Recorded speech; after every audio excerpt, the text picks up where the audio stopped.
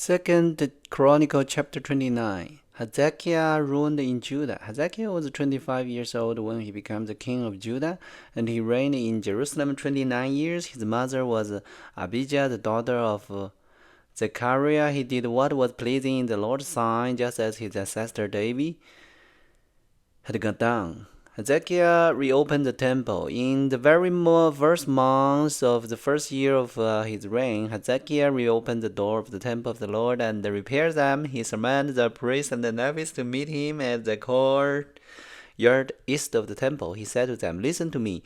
You Levites, purify yourselves and purify the temple of the Lord, the God of your ancestors. Remove all defiled sins from the sanctuary. Our ancestors were unfaithful and did what was evil in the sight of the Lord our God. They abandoned the Lord and his dwelling place. They turned the back on him. They also shut the door to the temple's entry room, and they snuffed out the lamps. They stopped burning incense and presenting burnt offering at the sanctuary of the God of Israel. This is why the Lord's anger has fallen upon Judah and Jerusalem. He had made them an object of dread, horror, and ridicule. As you can see with your own eyes, because of this, our fathers have been killed in battle, and our sons and daughters and wives has been captured. But now I will make a covenant with the Lord, the God of Israel, so that his fierce anger will turn away from us. My son, do not neglect your duty any longer, and the Lord has chosen you to stand in his presence, to minister to him, and to lead the people in worship and present offering to him. Then these Levites go right to work. From the clan of Korah, Meshach, son of Amasai, and Joel, son of Azariah. From the clan of Merari, Kish, son of Abdi, and Azariah, son of Jahari. From the clan of Jerson, Joel, son of Zimah, and Adam, son of Joel. From the family of Elizaphan, Simra, and Jerah. From the family of Asaph, Zechariah, and Mithaniah. From the family of Herman, Jeher, and Shimei. From the family of Jedus, Shammah, and Uzziel. These men called together, they followed the Levites, and they all purified themselves, and then they began to cleanse the temple of the Lord, just as the king had commanded. They were careful to follow all the Lord's instruction in their work. The priests went into the sanctuary of the temple of the Lord to cleanse it, and they took out to the temple courtyard all the defiled sins they found. From there, the Levites carried it all out to the Kidron Valley. They began the work in early spring on the first day of the new year, and in 8 days they have reached the entry room of the Lord's temple. Then they purified the temple of the Lord itself, which took another 8 days, though the entire task was completed in 16 days. The temple rededication. Then the Levites went to the King Hakezia and gave him this word: "We have cleansed the entire temple of the Lord, the altar of burnt offering with all its utensils, and the temple of bread of the presence with all its utensils. We have also recovered all the items discarded by King Ahaz when he was unfaithful and closed the temple. They are now in front of the altar of the Lord, purified and ready for use."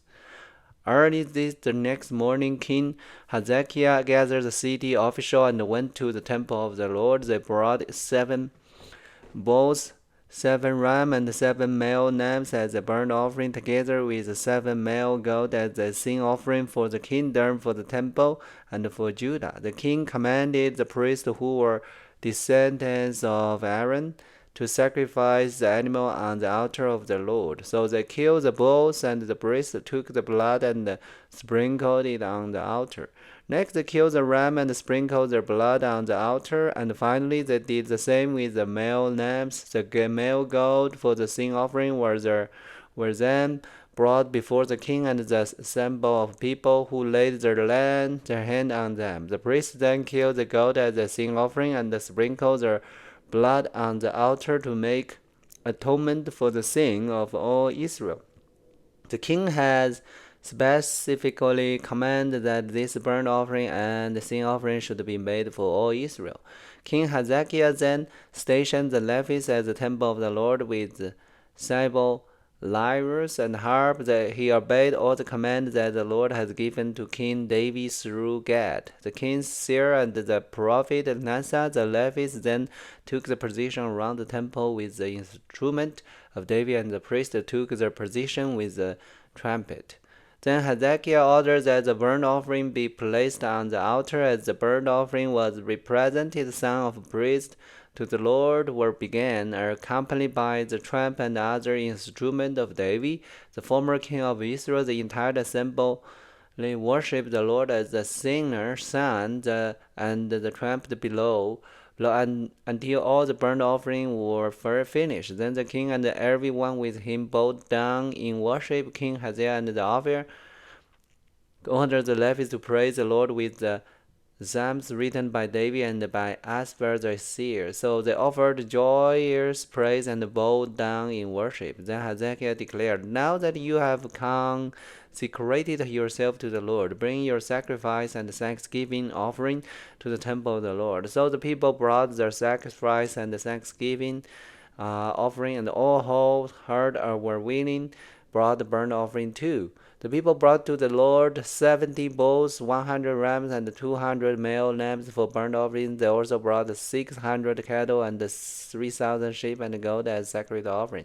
But there were too few priests to prepare all the burnt offerings, so their relatives, the Levites, helped them until the work was finished and more priests had been purified. For the Levites had been more conscientious about purifying themselves than the priest had been. There were an abundance of burnt offering along with a your liquid offering and a great deal of fat from the many peace offering. So the temple of the Lord was restored to service, and Hezekiah and all the people rejoiced because of what Lord God had done for people, for everything had been accomplished so quickly. Chapter 13. Preparation for Passover. King Hezekiah now sent word to all Israel and Judah, and he wrote the letter of invitation of the two people, the Ephraim and the Manasseh. He asked everyone to come to the temple of the Lord at Jerusalem to celebrate the Passover of the Lord, the God of Israel. The king, his official, and all the community of Jerusalem decided to celebrate the Passover a month later than usual. They were unable to celebrated in the prescribed time because not enough priests could be purified by then, and the people have not yet assembled at Jerusalem. This plan for keeping the Passover seemed right to the king and all the people, so they sent a proclamation throughout all Israel from Beersheba in the south to Dan in the north, inviting everyone to come to Jerusalem to celebrate the Passover of the Lord, the God of Israel. The people had not been celebrating a great number as required in the law. At the king's command, runners were sent throughout Israel and Judah. They carried letters that said, "O people of Israel, return to the Lord, the God of Abraham, Isaac, and Israel, so that he will return to the few of us who have survived the conquest of the Assyrian king. Do not be like your ancestor and relative who abandoned the Lord, the God of the ancestor, and become an object of derision. As you yourself can see, do not be stumbled as they were, but submit yourself to the Lord. Come to his temple, which he has set apart as holy forever. Worship the Lord your God, so that his fierce anger will turn away from you. For if you return to the Lord, your relative and your children will be treated mercifully by their captor, and they will be able to return to this land. For the Lord your God is gracious and merciful. If you return to him, he will not continue to turn his face from you."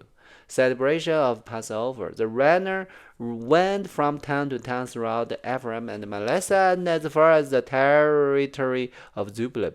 But most of the people just laughed at the runner and made fun of them. However, some people from Asher, Manasseh, and Zebulun humbled themselves and went to Jerusalem. At the same time, God's hand was on the people in the land of Judah, giving them all one heart to obey the order of the king and his official, who would follow the word of the Lord. So a huge crowd assembled at Jerusalem in mid-spring to celebrate the festival of unleavened bread.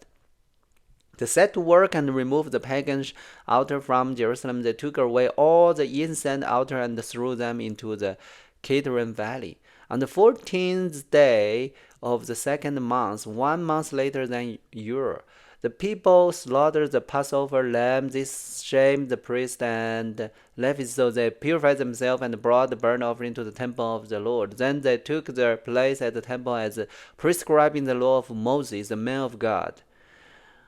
The Levites brought the sacrificial blood to the priest, who then sprinkled it on the altar. Since many of the people had not purified themselves, the Levites had to slaughter the Passover lamb for them, to set them apart for the Lord. Most of them who came from Ephraim, Manasseh, Issachar, and Zebulun had not purified themselves. But King Hezekiah prayed for them, and they were allowed to eat the Passover meal anyway, even though this was contrary to the requirement of the law. For Hakezia said, "May the Lord, who is God, pardon those who decide to follow the Lord, the God of their ancestors, even though they are not properly cleansed for the ceremony." And the Lord listened to Hezekiah's prayer and healed the people. So the people of Israel who were present in Israel joyously celebrate the festival of unleavened bread for 7 days. Each day, the Levites and priests sang to the Lord, accompanied by loud instruments. As Zacchaeus encouraged all the Levites regarding the skill they displayed as they served the Lord. The celebration continued for 7 days. Peace offerings were sacrificed, and the people gave thanks to the Lord, the God of their ancestors. The entire assembly then decided to continue the festival another 7 days, for they celebrated joyful for another week. King Hezekiah gave the people 1,000 bulls and 7,000 sheep and goat for offering, and the official donated 1,000 bulls and 10,000 sheep and goat. Meanwhile, many more priests purified themselves. The entire assembly of Judah rejoiced, including the priests, the Levites, all who come from the land of Israel. The foreigner who came to the festival, and all those who lived in Judah, there were great joy in the city, for Jerusalem had not seen a celebration like this since the day of Solomon, King David's son. Then the priests and Levites stood and blessed the people, and God heard the prayer from the holy dwelling in heaven. Chapter 31. Hezekiah's religion reform. When the festival ended, the Israelites who attended went to all the towns of Judah, Benjamin, Ephraim, and Manasseh, and they smashed all the sacrifice pillars, cut down the Asherah pole, and removed the pagan shrine and the altar. After this, the Israelites returned to their own town and home. Hezekiah then organized the priests and the Levites into divisions to offer the burnt offering and peace offering, and to worship and give thanks and praise to the Lord at the gate of the temple. The king also made a personal contribution of animal for the daily morning and evening burnt offering, the weekly Sabbath festival, the monthly new moon festival, and the annual festival as prescribed in the law of the Lord. In addition, he required the people in Jerusalem to bring a portion of their goods to the priests and the Levites, so they could devote themselves fully to the law of the Lord. When the people of Israel heard this requirement, they responded generously by bringing the first share of the grain, new wine, olive oil, honey, and all the produce of their fields. They brought a large quantity, tithes of all the produce. The people who had moved to Judah from Israel and the people of Judah themselves brought in the tithes of the cattle, sheep and goat, and the tithes of the things that had been dedicated to the Lord the God. And they piled them up in great heaps. They began piling them up in late spring, and the heap continued to grow until early autumn, when Hezekiah and his officials came and saw their huge piles. They thanks to the Lord and his people Israel. Where did all this come from? Hezekiah asked the priests and Levites. And Hezekiah, the high priest from the family of Zedekiah, replied, "Since the people began bringing their gift to the Lord's temple, we have had enough to eat and plenty to spare. The Lord had blessed his people, and all this is left over." Hezekiah ordered the storeroom, and when this was done, the people faithfully brought all gifts and tithes and other items dedicated for use in the temple. Canaaniah and the Levi who was put in the charge, assisted by his brothers Shimei. The supervisor under them were Jeremiah, Azman, Lesser, Ashan, Jeremiah, Jarbin, Erin, Imigim, Mashan, and Banan. These appointments were made by King Hezekiah and Azariah, the chief of officials in the temple of God.